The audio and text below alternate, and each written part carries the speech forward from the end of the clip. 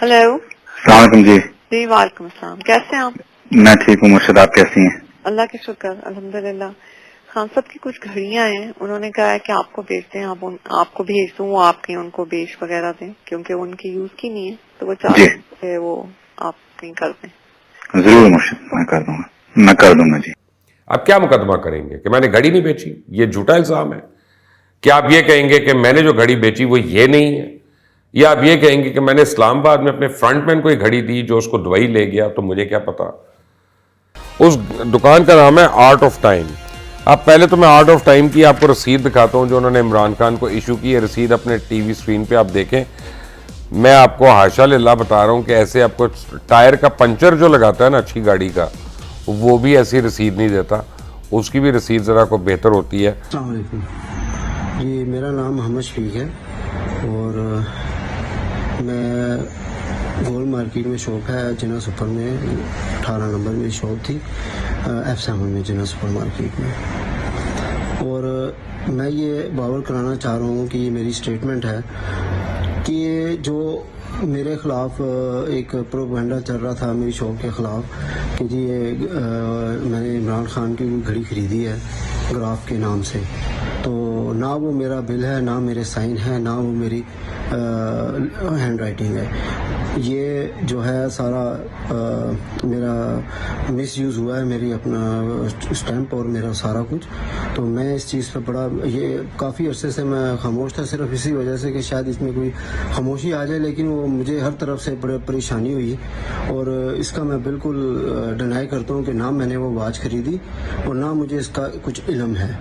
और इस चीज़ को मैं बिल्कुल डिनाई कर रहा हूँ कि ना मैंने वो वॉच खरीदी। मैं दोबारा इसलिए रिपीट कर रहा हूँ कि मेरा इससे कोई ताल्लुक ही नहीं है, ठीक है। और ये मेरा सियासी तौर पे जो नाम लिया जा रहा है बार बार, शफीक ने खरीदी, तो इस चीज़ को मैं बिल्कुल डिनाई करता हूँ।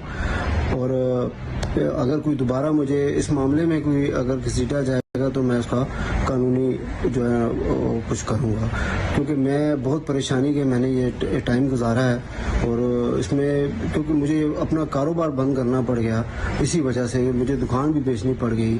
आप उसके सारे टैक्स रिटर्न्स उठा लें, 2018 से उसके सारे टैक्स पेयर ले लेते हैं।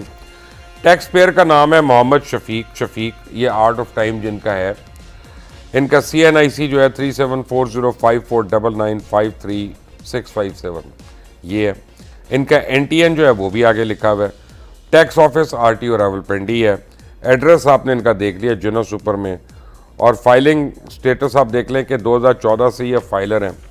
अब भाईजान के ज़रा फाइलिंग स्टेटस और आके दूसरी चीज़ें देख लें कि इनका इंपॉर्टेंट टैक्स डेटा जो है आर्ट ऑफ टाइम का, 2018 में इनका बिजनेस कैपिटल जो था वो 14,30,000 था। कैश इनके पास 14,21,800 था। टोटल एसेट्स जो थे वो 28,51,800 के। 2019 में जो है वो बिजनेस कैपिटल 14,30,000 ही रहा और कैश जो है वो 40 लाख हो गया। टोटल एसेट्स जो है 54 लाख के हो गए और उसके बाद फिर वो कम हो गया। और 2021 में बिजनेस कैपिटल इनका जो है वो 20,50,000 हो गया। कैश जो है 67,33,000 हो गया और ये आपके सामने है। अब जिसका टोटल एसेट ही 88 लाख का हो बकौल उसके, बल्कि 2019 में उसका टोटल एसेट 54,83,000 था, तो वो 5 करोड़ 10 लाख रुपए की घड़ी कैसे खरीद सकता है? पहले तो ये बताएं। और वो खरीद के उसने ये रसीदें दे दी, ये हाथ से लिखी हुई रसीदें इमरान खान को। हेलो। अस्सलाम वालेकुम जी। जी वालेकुम अस्सलाम, कैसे हैं आप? मैं ठीक हूँ मुर्शद, आप कैसी हैं? अल्लाह के शुक्र, अल्हम्दुलिल्लाह। खान साहब की कुछ घड़ियां हैं, उन्होंने कहा है कि आपको भेज दें, आपको भेज दूं, वो आपके उनको बेच वगैरह दें, क्योंकि वो उनकी यूज की नहीं है, तो वो चाहते हैं कि वो आप कहीं कर दें। जरूर मुर्शद, मैं कर दूंगा, मैं कर दूंगा जी। नाज़रीन, आपको पता है कि हिंदुस्तान की तारीख में 2 ही ईमानदार हुक्मरान गुजरी हैं।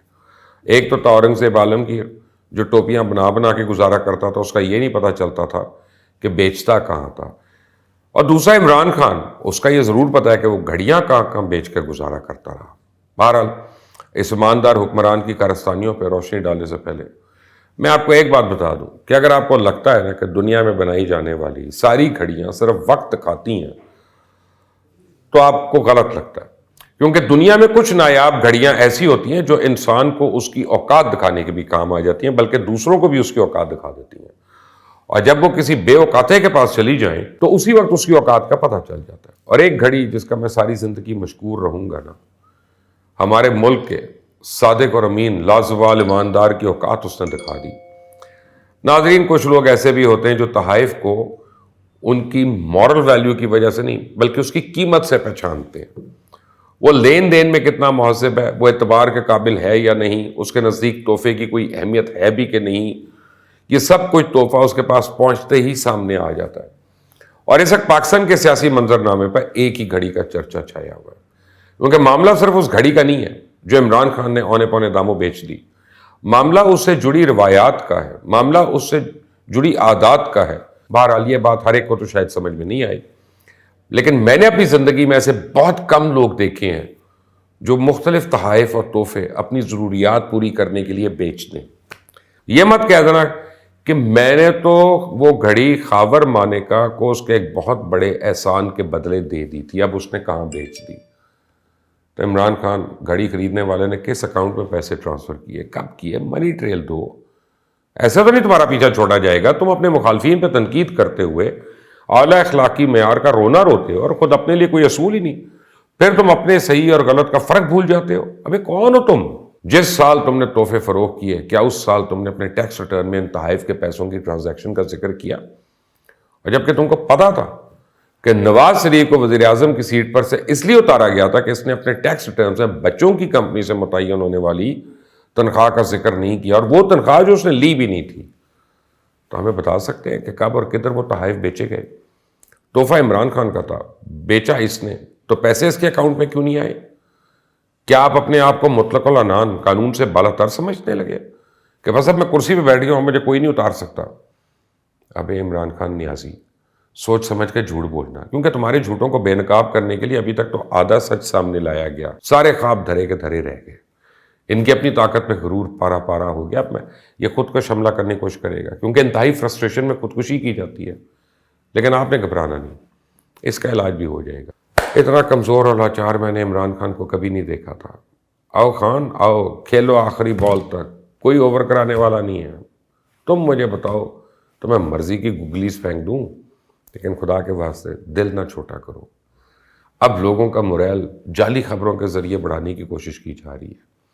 ابھی آپ کے سامنے بڑی خبریں آنے والی ہیں جو تحریک انصاف کی کاغذی فتح کی داستانیں سنائیں گی۔ اس میں آپ کو بتایا جائے گا کہ زخمی خان نے ایک ٹانگ پہ کھڑے ہو کے نہ صرف بیٹنگ کی بلکہ فیلڈنگ کی، اور وکٹ کیپنگ بھی اس نے خود ہی کر لی، اور اسٹیبلشمنٹ اور سیاسی مخالفین کے طوطے اڑا دیے، چھکے چھڑا دیے۔ ایسا ہے ہمارا نیازی، جبکہ حقیقت یہ ہے۔ ہیلو، السلام علیکم جی۔ جی وعلیکم السلام، کیسے ہیں آپ؟ میں ٹھیک ہوں مرشد، آپ کیسی ہیں؟ اللہ کے شکر، الحمدللہ۔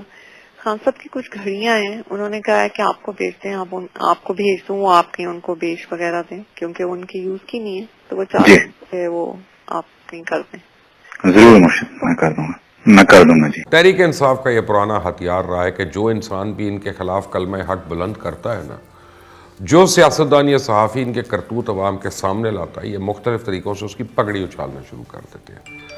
فیصل باڈا ہو، اکبر ایس بابر ہو، یا پھر میجر خرم ہو، ان سب کا تعلق تحریک انصاف کے سیاسی قبیلے سے تھا، لیکن جیسے ہی انہوں نے عوام کے سامنے سچ رکھا، تحریک انصاف کے جعلی ٹائیگرز ان کے پیچھے پڑ گئے۔